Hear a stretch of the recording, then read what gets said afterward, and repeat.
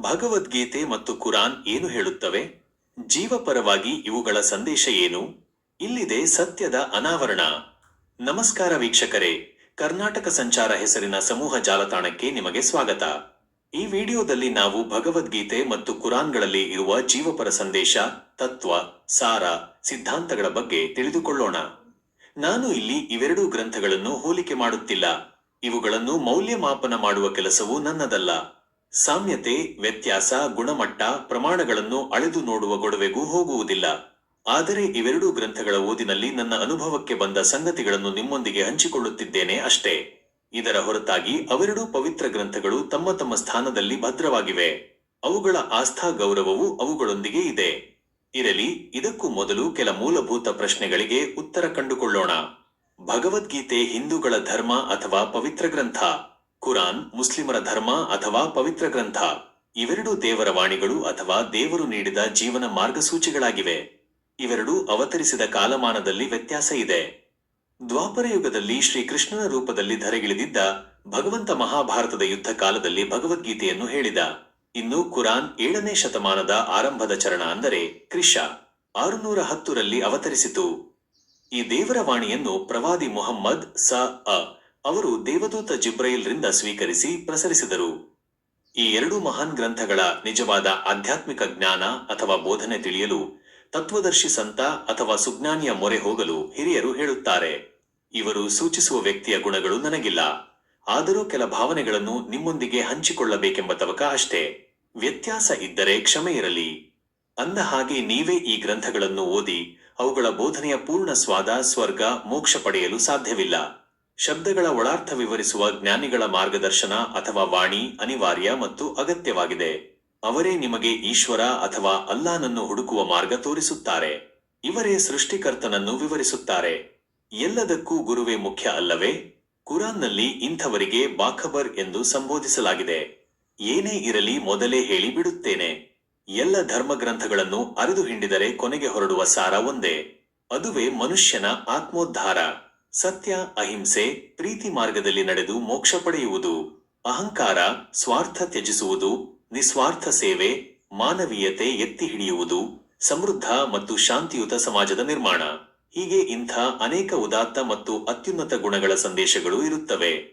ಗ್ರಂಥಗಳು ಬೇರೆ ಬೇರೆ ಆದರೂ ತೋರುವ ಮಾರ್ಗ ಒಂದೇ. ದೇವನೊಬ್ಬ, ನಾಮ ಹಲವು. ಯಾರು ಏನನ್ನು ಎಷ್ಟು ಅರಿತುಕೊಂಡು ಹೇಗೆ ಆಚರಿಸುತ್ತಾರೆ, ನಡೆದುಕೊಳ್ಳುತ್ತಾರೆ ಎಂಬುದು ಅವರಿಗೆ ಬಿಟ್ಟ ವಿಚಾರ. ಧರ್ಮಗ್ರಂಥಕ್ಕೂ ಮತ್ತು ಧರ್ಮಕ್ಕೆ ಅದು ಸಂಬಂಧಿಸಿದ ವಿಚಾರವಲ್ಲ. ಇರಲಿ, ನಾನೀಗ ಮೂಲ ವಿಷಯಕ್ಕೆ ಬರುತ್ತೇನೆ. ಭಗವದ್ಗೀತೆಯ ಶ್ಲೋಕ, ಉಕ್ತಿ, ಕುರಾನ್ನ ಆಯತ, ವಾಕ್ಯಗಳ ಉಲ್ಲೇಖದ ಗೊಡವೆಗೆ ಹೋಗುವುದಿಲ್ಲ. ಈ ಎರಡೂ ಗ್ರಂಥಗಳಲ್ಲಿ ನಾನು ತಿಳಿದುಕೊಂಡಿರುವುದನ್ನು ಹೇಳಿಬಿಡುತ್ತೇನೆ. ಭಗವದ್ಗೀತೆ ಮತ್ತು ಕುರಾನ್ ಇವೆರಡೂ ಗ್ರಂಥಗಳು ಶಾಂತಿ, ಮಾನವೀಯತೆ, ನೈತಿಕತೆ ಮತ್ತು ದೈವಿಕತೆಯನ್ನು ಬೋಧಿಸುತ್ತವೆ. ಜೀವನದ ಉನ್ನತಿ ಮತ್ತು ಸಹಾನುಭೂತಿಯನ್ನು ತಿಳಿಸುವ ಶಾಶ್ವತ ಸಂದೇಶಗಳನ್ನು ಹೊಂದಿವೆ. ಭಗವದ್ಗೀತೆ ಫಲ ಅಪೇಕ್ಷೆಯಿಲ್ಲದ ಕರ್ತವ್ಯ, ಅಂದರೆ ನಿಷ್ಕಾಮ ಕರ್ಮ, ಆತ್ಮಜ್ಞಾನ, ಆತ್ಮ ಸಾಕ್ಷಾತ್ಕಾರವನ್ನು ಒತ್ತಿ ಹೇಳುತ್ತದೆ. ಕುರಾನ್ ಏಕದೇವೋಪಾಸನೆ, ಅಂದರೆ ತೌಹೀದ್, ನ್ಯಾಯ, ಕರುಣೆ ಮತ್ತು ನಮ್ರತೆಯನ್ನು ಬೋಧಿಸುತ್ತದೆ. ಇವೆರಡೂ ಗ್ರಂಥಗಳು ಪ್ರೀತಿ, ಕರುಣೆ, ಆಂತರಿಕ ಶುದ್ಧೀಕರಣ, ಅಹಿಂಸೆ, ಸತ್ಯ ಮತ್ತು ಮಾನವೀಯತೆಯನ್ನು ಎತ್ತಿ ಹಿಡಿಯುತ್ತವೆ. ಸಮತೋಲಿತ ಜೀವನವನ್ನು ಉತ್ತೇಜಿಸುತ್ತವೆ. ಭಗವದ್ಗೀತೆ ಧರ್ಮದ ಹಾದಿಯಲ್ಲಿ ನಡೆಯಲು ಮತ್ತು ನಿರ್ಲಿಪ್ತತೆಯಿಂದ ಕರ್ತವ್ಯ ನಿರ್ವಹಿಸಲು ಹೇಳುತ್ತದೆ. ದೇಹ ನಶ್ವರ, ಆತ್ಮ ಅಮರ. ಸರ್ವ ಜೀವಿಗಳಲ್ಲೂ ಪರಮಾತ್ಮನನ್ನು ಕಾಣು ಎನ್ನುತ್ತದೆ. ಕುರಾನ್ ನೈತಿಕ ಶ್ರೇಷ್ಠತೆ ಮತ್ತು ದೇವರಿಗೆ ಶರಣಾಗತಿಯನ್ನು ಒತ್ತಿ ಹೇಳುತ್ತದೆ. ಇದರಿಂದಲೇ ಶಾಂತಿ ಮತ್ತು ಮುಕ್ತಿ ಎನ್ನುತ್ತದೆ. ಎಲ್ಲಾ ಜೀವಿಗಳ ಮೇಲೆ ದಯೆ, ಅಹಂಕಾರ ರಹಿತ ಜೀವನ ಎರಡೂ ಗ್ರಂಥಗಳಲ್ಲೂ ಇದೆ. ಭಗವದ್ಗೀತೆ ಎಲ್ಲವೂ ಬ್ರಹ್ಮನ ಅಂಶ ಎನ್ನುವ ಜ್ಞಾನದ ಮೂಲಕ ಭೇದಭಾವ ಇಲ್ಲದ ಜೀವನವನ್ನು ಪ್ರತಿಪಾದಿಸುತ್ತದೆ.